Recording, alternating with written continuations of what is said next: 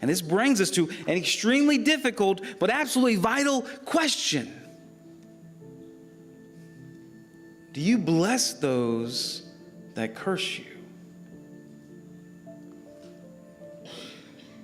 Those who hate you?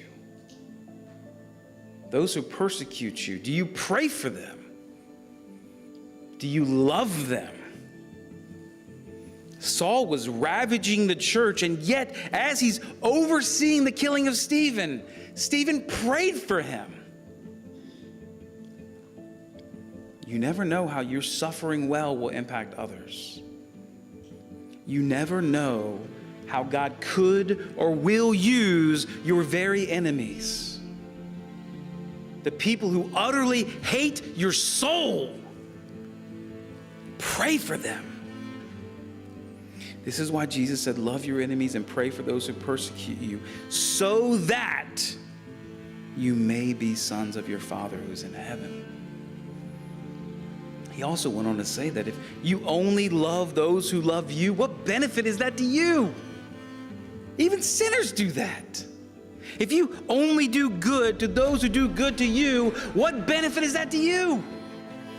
Even wretched sinners do that.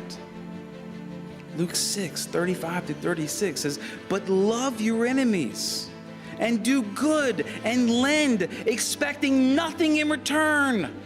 And your reward will be great, and you will be sons of the Most High. For he is kind to the ungrateful and the evil. Be merciful, even as your Father is merciful. Friends, his ways are not our ways. We have to think about the impact of Stephen's suffering well. Where would we be today if Christians hadn't suffered well under the orders of Saul?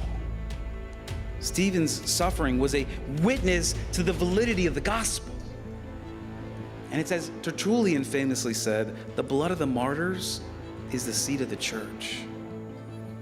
If the first century Christians, if they had responded and taken up arms and they had fought against their persecutors, if they had stood their ground and they fought back, how would this gospel have been dispersed? How many of us would realistically have heard this good news?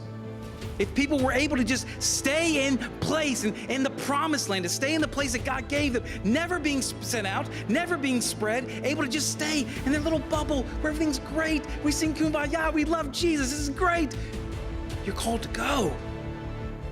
I called you to go.